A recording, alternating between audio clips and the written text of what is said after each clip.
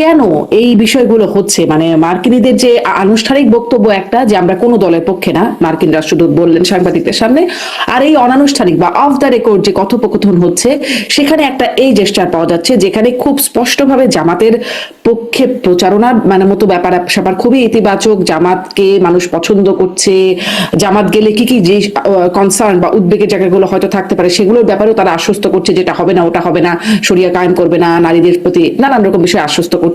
অপরদিকে বিএনপির প্রসঙ্গে একটুখানি কথা আছে পুরোটাতে, সেখানে বলছে বিএনপি ক্ষমতায় গেলে আবার নিজেদের মধ্যে অভ্যন্তরীণ কোন্দল আর দুর্নীতি শেষ হয়ে যাবে, এরকম স্পষ্ট পক্ষপাত দেখা যাচ্ছে অনানুষ্ঠানিক কথোপকথনের মধ্যে। এটি আসলে মানে এটিকে কোনো বার্তা দেয়? ডাল মে কুছ কালা হ্যাঁ। দেখেন, অনানুষ্ঠানিক যে বিষয়গুলো সেগুলির সত্যতা কতটুক আর কতটুক মানে এটার কোনো বাস্তবতা নেই, এগুলি কিন্তু মানে বিশ্বাস করা বা বিশ্লেষণ করাটা কঠিন। মানে আপনি কোনো ফ্যাক্টস নাই, কোনো তথ্য নাই, অথচ তার উপর আপনি লম্বা একটা শুধু পারসেপশনের উপরে আপনি আলোচনা করে গেলেন, তো সেটা ভালো, সেটা বলে ভিউ বাড়ে। কিন্তু আমার ধারণা যে আমেরিকা মুখে কোনটা বলে, ভেতরে কোনটা বলে, ভেতরে যেটা বলে সেটাকে মুখে বলে কিনা আমার যথেষ্ট সন্দেহ আছে। দেখেন আপনি আহ সজীব ওয়াজেদ জয় কয়েকদিন আগে বললেন কি যে আমার মা আসলে রাজনীতি থেকে অবসর নিতে চান, তিনি দেশে ফিরতে চান, তিনি আর রাজনীতিতে জড়াবেন না। কিন্তু আমরা দেখলাম কি দিল্লিতে লন্ডন আওয়ামী লীগের সঙ্গে বৈঠক করলেন এবং সেখানে দেখলেন সুরম্য অট্টালিকা এবং নিরাপত্তা ব্যবস্থা। তো একদিকে আবার সাংবাদিকদের সঙ্গেও যুক্ত থাকলেন, মিলছে না তো বিষয়টা। তো এখন সজীব জয় মুখে যেটা বলছে বাস্তবে কিন্তু সেটা নেই। এখন আমেরিকা হঠাৎ করে কি কারণে জামাতের বন্ধু হবে, কোন স্ট্র্যাটেজি নিয়ে? এটা কি বিএনপির সাথে এরকম চীনের কোনো চুক্তি হয়ে গেল? সেই কারণে কি পাল্টা হিসেবে মানে চীনকে মোকাবেলা করার জন্য জামাতকে ধরছে, নাকি জামাত সত্যি সত্যি ক্ষমতায় আসতে যাচ্ছে এটা নিশ্চিত হয়েই আমেরিকা জামাতকে নিজের নিয়ন্ত্রণে আনতে চাচ্ছে? এইগুলি খুবই মানে কি বলে নানা রকম বিশ্লেষণ সামনে আনা যায়, কিন্তু কোনোটার উপরে বলা যায় না যে না এটাই সত্য। আমাদের অবস্থা হলো তাই, আমাদের ইনফরমেশন বেস গুলো কিন্তু এত দুর্বল। আজকে আপনি দেখেন, আপনি এই যে জরিপের এটাই দেখেন, 3টা জরিপ 3 রকম। এখন বলা হচ্ছে যে বেশিরভাগ এই হচ্ছে বেশিরভাগ মানে শফিকুর রহমানের ডাবলেরও বেশি 45% মানুষ চায় প্রধানমন্ত্রী হোক কে। তার আগে কি হলো হাড্ডাহাড্ডি লড়াই 34-35। তার আগে কি হলো 70% হচ্ছে বিএনপি ভোট পাবে। একটার সাথে একটা কোনো মিল নেই। তো কোনটা সত্য কোনটা মিথ্যা? তেমনি আমেরিকা বন্ধুকে জামাত কেন বন্ধু বিএনপি না, এগুলো আপনি কিভাবে মেলাবেন? এগুলো তো মেলানো যায় না। তাহলে কি ভারতের সাথে কি এমন একটা ঘটনা ঘটে গেল মানে যে যখন নাকি আমেরিকা বুঝলো যে তারেক রহমান ভারতের সাথে চুক্তি করে দেশে আসছে, তখনই কি তাদের মাথা খারাপ হয়ে গেল যে তাহলে ভারত যদি ঢুকে পড়ে তাহলে? তো ভারত আর মানে আমাদের কনটেক্সটে তো ভারত আর আমেরিকা তারা তো কৌশলগত মিত্র, কারণ দুই পক্ষই চীনকে মোকাবেলা করতে চায়। তাহলে তাদের মধ্যে কেন বিভাজনটা হবে? তাহলে তো তাদের তো এক থাকা দরকার। তাহলে ভারতও কি জামাতকে চাচ্ছে? তাহলে সেই বিষয়টা চলে আসে। কিন্তু সেটা তো আমরা জানি যে বাস্তবতা হলো এই যে জামাতকে কোনোভাবেই অ্যালাউ করে না ভারত। কি মনে হয় তাদের ভেতরের মানে সামনাসামনি দেশের এরকম তৎপরতা তো দেখা যাচ্ছে না খুব বেশি, কিন্তু অনলাইনে নানান রকম তৎপরতা আছে, দেশেও হয়তো আছে, যদি আপনি বলতে পারেন বলবেন। কিন্তু এই যে ক্যাম্পেইন, এটির আসলে প্রভাব কেমন পড়বে? মানে আওয়ামী লীগের ভোটারদের অবস্থান কি হবে, এই ক্যাম্পেইনের প্রভাব তাদের মধ্যে কতটা পড়বে, কি মনে হয় আপনার? আমি মনে করি এটি একটা আত্মঘাতী সিদ্ধান্ত। নো ভোট দিলে এমনও হতে পারে যে আওয়ামী লীগ আরো দীর্ঘদিনের জন্য এই অবস্থায় থেকে যেতে পারে। বরং আওয়ামী লীগের ভোটারদের উপরে আস্থা রেখে আওয়ামী লীগের উচিত বলা, আগে যেমন বলতো আমার ভোট আমি দিব, যাকে ইচ্ছা তাকে দিব, তো যাকে ইচ্ছা তাকে দিবে। আওয়ামী লীগের ভোটাররা যাবে সেখানে, আওয়ামী লীগ বলে দিবে কেন নো ভোট? আওয়ামী লীগের বলা উচিত আপনার ভোট আপনি দেন, যাকে ইচ্ছা তাকে দেন। আওয়ামী লীগ না ভোটের অধিকারের জন্য লড়াই করেছে? ভোটের অধিকার কেন তাহলে তার ভোটারদের কাছ থেকে সে কেড়ে নিতে চাচ্ছে? এটা তো তার কেড়ে নেওয়া উচিত না। বরং আওয়ামী লীগের বলা উচিত আপনারা নিঃসংকোচ চিত্তে আগে যেমন ভোট দিয়েছেন সেরকম ভোট দেন, ভালো লোককে ভোট দেন। আর আওয়ামী লীগের ভোটাররা যদি মনে করে তারা বিএনপি কে দিবে না, তারা জামাতকে দিবে না, জাতীয় পার্টিকে দিবে না, কাউকে দিবে না, এলাকাতে ভালো লোক আছে যে তাকে দিক, স্বতন্ত্র নাই, ভালো লোক কেউ নাই, বা এদের এই 5 জনের মধ্যে থেকে বেছে নেওয়ার মতো একজন নাই, 10 জনের মধ্যে থেকে বেছে নেওয়ার মতো একজন নাই, আমি নাই সেজন্য ভোটও নাই। ব্যাপারটা কি এরকম? তার মানে আওয়ামী লীগ যদি পৃথিবীতে না থাকে তাহলে পৃথিবীতে কোনোদিন ভোট হবে না। এটা একটা ভুল ক্যাম্পেইন। আওয়ামী লীগের ভুল রাজনীতির তো কোনো সীমানা নাই। এবং আমার কেন জানি মনে হয় যে আওয়ামী লীগের রাজনৈতিক যারা পরামর্শ দিয়ে থাকেন, এই পরামর্শদাতাদের মধ্যে অনেকেরই ব্যক্তি স্বার্থ কাজ করে। ব্যক্তি স্বার্থ দিয়ে কোনোদিন দলকে বাঁচানো যায় না, যেটা আওয়ামী লীগ একেবারে মরিয়া প্রমাণ করিল, ওই কাদম্বিনীর মতো। কাদম্বিনী মরিয়া প্রমাণ করিল, সে মরে না। ওরকম আওয়ামী লীগ, এই শব্দ বললে আওয়ামী লীগেরা মাইন্ড করে, তারপর আবার বলি আওয়ামী লীগ পলাইয়া প্রমাণ করিল যে আওয়ামী লীগ পলাইতে পারে। কারণ এর আগে পর্যন্ত বলেছে যে আওয়ামী লীগ কোথাও যায় না, কোনো দিকে যাবে না, আওয়ামী লীগ এখানেই থাকবে। তো এরকম করেছে না। তো সেই হিসেবে আমি মনে করি যে আওয়ামী লীগের চিন্তা করা উচিত। মুখে যদি আপনি বলেন যে আপনার ভোট আপনার রায়, আপনার ভোট আপনি যাকে ইচ্ছা তাকে দিবেন, আপনি যদি বলেন ভোটের অধিকারের জন্য সংগ্রাম আপনার এই দলের আওয়ামী লীগের, তাহলে এখন কেন ভোট দিতে না করবেন? আপনি বলবেন নিশ্চিন্তে নিঃসংকোচ চিত্তে গিয়ে ভোট দিতে এবং ভোট দিয়েই ভোটের শত্রুদের পরাজিত করতে। সেটা বলার নৈতিক জায়গা কি তাদের নাই? এটা তাদেরকে প্রশ্নের উত্তর দিতে হবে। আমি মনে করি নো ভোট একটা গণতন্ত্র বিরোধী কথা। বরং বলা প্রভাব কেমন, এর কি প্রভাব পড়বে মানুষের মধ্যে, মানে ভোটার? এটা ভোটের দিন বোঝা যাবে, এটা ভোটের দিন বোঝা যাবে। কিন্তু আমি এখনো পর্যন্ত যাদেরকে একেবারে খুব কাছে থেকে চিনি, যারা অনেকদিন যাবত আওয়ামী লীগ করেছেন, এমন অনেক ভোটারদেরকে আমি চিনি। আমি বিএনপিরও চিনি, অনেককেই চিনি।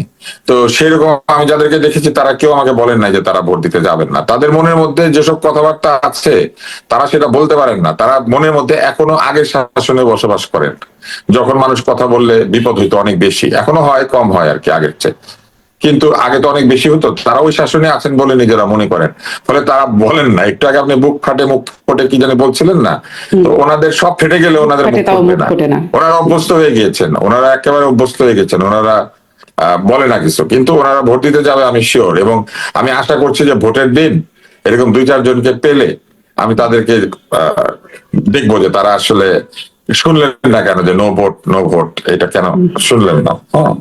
তো আমি দেখছিলাম আল জাজিরার একটা প্রতিবেদনে, সেখানে বলছে যে তারা আসলে অনেকে ভয় পাচ্ছেন যে ভোট দিতে যদি না যায় তাহলে তাদেরকে আবার স্বৈরাচারের দোষর বলা হবে বা কিছু করা হবে, এরকম একটা ট্যাগ দেওয়া হবে বা তাদের জন্য বিপদ হবে। ভোট তো একজন নাগরিকের অধিকার, সাংবিধানিক অধিকার। আপনি একজন নাগরিকের সাংবিধানিক অধিকার এক্সারসাইজ করতে না করবেন কেন? আপনি বলবেন ভোট দিতে, আপনি কি করে বলেন যে আপনি ভোট দিয়েন না? এটা আগেও যখন যারা বলেছে তারা ভুল করেছে। ভোট বর্জন আপনি করতে পারেন, আমি দাঁড়াইলাম না। কিন্তু আমি ভোটারকে কি করে বলি যে আপনি ভোট দিয়েন না? আমি দাঁড়াই নাই মানে পৃথিবীতে আর কোনো মানুষ নাই, আমি নাই মানে পৃথিবীতে আর কোনোদিন ভোট হবে না, তাই না? মুসলিম লীগ নাই বলে বাংলাদেশে কোনোদিন ভোট হয় না। একসময় তো মুসলিম লীগ পাকিস্তান শাসন করতো, এই জন্য পাকিস্তান বন্ধ হয়ে গেছে মুসলিম লীগ নাই দেখে। এইটা আমি মনে করি যে এগুলো আবেগী সিদ্ধান্ত। আওয়ামী লীগের আবেগ আপনার মূল্যায়ন একদম স্পষ্ট। আমি একটু কমানো দরকার। জি, একটু জনাব মোস্তাফিরোজ, আপনার কাছেও একই প্রশ্ন যে এই ক্যাম্পেইনকে আপনি কিভাবে দেখছেন, এক, আর হচ্ছে এই ক্যাম্পেইনের প্রভাব মানুষের মধ্যে কেমন পড়ছে, ভোটারদের মধ্যে? না ভোটের পক্ষে এই যে না, হ্যাঁ জি, মানে নো ভোট এটা বলছি, আওয়ামী লীগের যে প্রচারণা সেটা, মানে নৌকা নাই তো ভোট নাই, এটা বলার চেষ্টা করতেছে আর কি। হ্যাঁ, না এইটা মানে এটা আসলে সরকারি এটা মানে ঝামেলাটা বাতাইছে। তারা এই যে যত বেশি হার পক্ষে থাকবে তত বেশি মানুষ বিগড়ায় যে বলে যে না, তাহলে না ভোটই মনে দিতে হবে। এটা আমি মনে করি সরকার উদ্বুদ্ধ করছে। সরকার চুপচাপ থাকলে সবাই হাত পক্ষে ভোট দিয়ে দিত। কারণ গণভোটের প্যাটার্নটা এমন যে হাতেই দিতে হয়, এরকম একটা মানুষের মধ্যে পারসেপশন। ওইগুলি কর্মসূচিগুলি পড়ার 36টা পয়েন্ট পড়ার সময় নেই, ওই হাতে দিয়ে আসতো। কিন্তু সরকার যেহেতু হা করতেছে, অন্যরা এখন জনগণ বলছে না না না।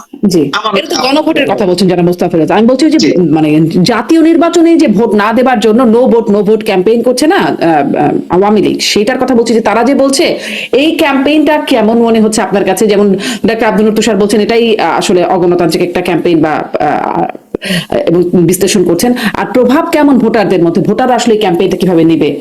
দেখেন, আওয়ামী লীগের যারা নেতা কর্মী সমর্থক তারা তো ভিকটিম এখন, তাই না? গত 1 বছরে তো 1 বছরের বেশি সময় ধরে তো তারা দফায় দফায় নির্যাতন নিপীড়নের মধ্যে পড়ছে। এখন তাদের এক্সিস্টেন্সের জন্য তারা বিভিন্ন জায়গায় নানা রকম, দেখেন কাদের সিদ্দিকী সেদিন একজন স্বতন্ত্র প্রার্থীর পক্ষে ওই যে সখীপুর বসাই টাঙ্গাইলে, সেখানে বলছেন যে মানে এখানে মুক্তিযুদ্ধের পক্ষের লোকজন সাধারণ মানুষের নিরাপত্তার জন্য সালাউদ্দিন রাসেলকে ভোট দেন। সালাউদ্দিন রাসেল হচ্ছে হরিণ মার্কায় দাঁড়াইছে, তো তার পক্ষে চাচ্ছে। এটা হচ্ছে ওই অঞ্চলের দৃশ্য। তো বিভিন্ন জায়গায় দেখছে যেখানে মনে করছে যে বিএনপির এই প্রার্থীটা মানে নির্বাচিত হলে তাদের পক্ষে কাজ করবে, সেখানে দিচ্ছে। যেখানে জামাতের প্রার্থী তার আচরণের কারণে মনে হচ্ছে আওয়ামী লীগের ভোটারদের যে মানে তাদেরকে রক্ষা করবে, তার পক্ষে যাচ্ছে। ছিন্ন ভিন্ন হয়ে গেছে, এক এতে নেই। তবে সাধারণভাবে যে রয়েছে, সর্বশেষ হাদির মৃত্যুকে ঘিরে যেই ঘটনাগুলো ঘটেছে, তাতে এখন আওয়ামী লীগের নেতা কর্মীরা তাদের মধ্যে বিশ্বাস হয়েছে যে জামাত আসলে এখন দ্বিচারিতা করছে, একটা অভিনয় ভালো মানুষের রূপ ধারণ করে আছে। তারা নির্বাচিত যদি হয় তাহলে প্রথমেই আওয়ামী লীগকে আরো কচুকাটা করবে। সেই কারণে তারা কিন্তু এখন চিন্তা করছে যে ধানের শীষ আমি পছন্দ করি আর না করি, আমার বাঁচার জন্য আমি ধানের শীষকে ভোট দিই, এইরকম একটা মনোভাব কিন্তু গড়ে উঠছে। কারণ সর্বশেষ যে মততন্ত্র হয়েছে সারা দেশ ব্যাপী, সেখানে কিন্তু বিএনপি নেতা কর্মীরা একেবারেই ছিল না, তারা নিশ্চুপ ছিল। এই নিশ্চুপ থাকাটা কিন্তু তাদের পক্ষে গেছে। এনসিপি কে ধরা হয় যে এনসিপি তরুণরা তারা মবের হচ্ছে নেতৃত্ব দেয়। সুতরাং এনসিপি যখন কি জামাতের দিকে গেছে, তখন মনে করছে জামাত এবং এনসিপি মিলে বোধহয় নির্বাচনের পর না জানি কি মব শুরু করে দেয়।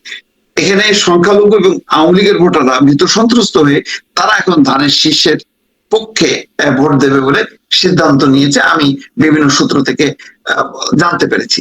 তবে ওই যে তারপরও কথা থাকলো ওইটা যে এই আওয়ামী লীগের ভোটগুলো নানাভাবে বিভক্ত হয়ে গেছে। সামগ্রিক অবস্থানটা হচ্ছে তাদের ধানের শীষের পক্ষে।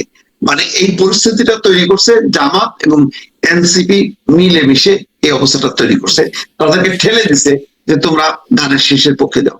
এখন সেটাকে যদি ক্যাশ করতে পারে ভালো, আবার ওটা ক্যাশ করতে গেলে আবার বিএনপির আবার ক্ষতি হবে। ক্ষতি হবে এই যে যখন বিএনপি নেতা কর্মীরা দেখবে যে কি যে আওয়ামী লীগ 15 বছর ধরে আমাদেরকে অত্যাচার নির্যাতন করলো, তাদের 10% 20% ভোট পাওয়ার জন্য তাদের ব্যাপারে নিশ্চুপ থাকতেছে বিএনপি, তাহলে এটা কেমন হলো, সেটা আবার নেগেটিভ একটা প্রভাব পড়তে পারে।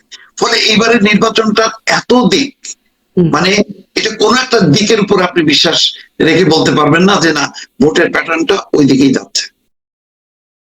বিএনপি জামাতের বিরুদ্ধে বা জামাত বিএনপির বিরুদ্ধে বলছে, এটাও একটু জানতে চাই যে ইসলামী আন্দোলন যারা আসলে এতদিন জামাতের সাথে জোট হয়ে গিয়েছিল, কারণ সেখান থেকে বেরিয়ে আসলো, সেই ইসলামী আন্দোলনের আমির সৈয়দ রেজাউল করিম তিনি বলছেন, ডক্টর আব্দুল নূর শাহ আপনার কাছ থেকে একটু শুনি এটা, যে তিনি যেটি বলছেন যে জামাত মুখে একটা কাজে আর একটা, আমাদের সামনে বলে একটা, আর গোপনে গিয়ে বৈঠক করে আমেরিকা ভারতের সঙ্গে। বৈঠক হতেই পারে কিন্তু গোপনে কেন? সেই গোপনের মধ্যে ডালমে কুছ কালা হ্যায়, আসলে কি কালা কিছু হ্যাঁ ডালমে? আমরা মার্কিন মানে দূতাবাসের মধ্যেও অনানুষ্ঠানিক বা অফ দ্য রেকর্ড কথোপকথনের কিছু অংশ শুনেছি, লিক হয়েছে, ওয়াশিংটন পোস্টে পড়েছি। আসলে কি ডাল মে কুছ কালা হ্যায়? না, সেটা তো যেটা শুনেছেন সেটা তো জামাতের সাথে বৈঠক না, যেটা শুনেছেন জামাতকে নিয়ে বৈঠক, জামাত প্রসঙ্গে কথা, জামাতকে নিয়ে। এখন আপনি ধরেন আপনি একজন নারী সাংবাদিক, ওখানে কয়েকজন নারী সাংবাদিক ছিল, সেরকম আপনিও যদি দাওয়াত পেতেন, আপনার সামনে বাকি নারী সাংবাদিক এবং কয়েকজন নাকি পুরুষও ছিলেন এখানে শুনেছি, সাংবাদিকদের সাথে আড্ডার ছলে আলাপ হয়েছে, কেউ একজন সেটা রেকর্ড করেছেন। তো এইটা তো গোপন আলাপনা, গোপন মিটিংও না, একটা আলোচনার মধ্যে আড্ডা হচ্ছে, আড্ডার মধ্যে একজন তার মতামত দিচ্ছেন। এটা কি এমবাসির অফিসিয়াল মতামত নাকি এটা তার ব্যক্তিগত কথাবার্তা, এটা তো কোথাও বলা নাই, তাই না? ওখানে একটা আড্ডা হচ্ছিল যতদিন আমি বুঝেছি, এবং সেখানে এরকম কি আর আড্ডা হয়? বন্ধুদের আড্ডার মতো আড্ডা তো না, এটা তো পারপাসফুল আড্ডা যদি হয়ে থাকে। না, আড্ডা অনেক পারপাস থাকতে পারে, কেন? কেউ দাওয়াত দিয়েছে, ওখানে আড্ডা হচ্ছে, কথাবার্তা হচ্ছে, সেই কথাবার্তার মধ্যে একজন কিছু কথা বলছে, আরেকজন রেকর্ড করছে। আমার তো শোনার ইচ্ছা ছিল যে এই সাংবাদিকরা ওইখানে কি কথা বলেছেন, নিজেদের রেকর্ডটা ছাড়েন নাই কেন? ওনারা এর উত্তরে কি বলেছেন? ওনাদের কথাবার্তা ছিল না এখানে? আড্ডা কি অতটুকু হয়েছে? সাংবাদিকরা দাওয়াত পেলে এমবাসিতে ছ্যাঁচে ফ্যাঁ করে চলে যান, যাওয়ার পরে তারপর রেকর্ড করেন, তারপর আবার নিজেদেরটা ছাড়েন না। সব সাংবাদিকরা তো দাওয়াত দেয় না, ওনাদেরকে দিচ্ছে কেন? নিশ্চয় ওনাদের সাথেও খায় খাতির ভালো, ওনাদেরকে এরকম বিশ্বাস করে, যেমন জামাত ইসলাম নিয়ে ওনারা ভালো কথা শুনেছে, রেকর্ড করেছে, ওনাদেরকে দাওয়াত দিয়েছে, বিশ্বাস ছাড়া দাওয়াত দিয়েছে, আপনাকে দিয়েছে, আমাকে দিয়েছে, মোস্তফা ফিরোজকে দিয়েছে, দেয় নাই তো। বেছে বেছে দাওয়াত দেয়, বেছে বেছে এখানে গিয়েছে। ফলে এই পুরো জিনিসটা নিয়ে আমার একটা নেতিবাচক বিষয় রয়েছে। আর আপনাকে দাওয়াত দেওয়ার পর আপনি যদি এখান থেকে রেকর্ড করে এনে কোথাও ছড়িয়ে দেন, সেটা আসলে একদমই ঠিক না। আপনি যদি রেকর্ডই করবেন তাহলে গোয়েন্দা বৃত্তি করেন, ভালো, সেটা ভালো, কিন্তু রেকর্ড করে এনে আপনি পাঠিয়ে দিয়েছেন কোথাও, বলে আমি পুরো প্রসেসটার সঙ্গে আমি একমত না। কিন্তু যেটা ঘটনা সেটা হলো আপনি যেটা জিজ্ঞেস করেছেন, জামাত গোপনে বৈঠক করে, এতে সেই গোপন বৈঠকের কথা উনি জানে, তাহলে এটা গোপন থাকলো কিভাবে? আকন সাহেব বলেছেন না এটা? আকন সাহেবের কথা বললেন না আপনি? না, আমি বললাম রেজাউল করিম সাহেবের কথা, এই ইসলামী আন্দোলন। আচ্ছা, রেজাউল করিম সাহেব। তো রেজাউল করিম জানে কেমনে গোপনে হয়েছে? তার মানে নিশ্চয়ই গোপন বৈঠক উনি দাওয়াত পেয়েছেন, অথবা ওনার লোক গোপন কথা তো গিয়েছে। সব গোপন থাকে না, অনেক কিছুই জানাজানি হয়ে যায়, হ্যাঁ, ফাঁস হয়ে তাহলে যায় উনি পরবর্তীতে। জানে আর কি, উনি জানে তো, যেটা জানে সেটা তার গোপন না। তাহলে গোপনে কি মিটিং হয়েছে সেই বিষয়বস্তু তো না জানার কথা।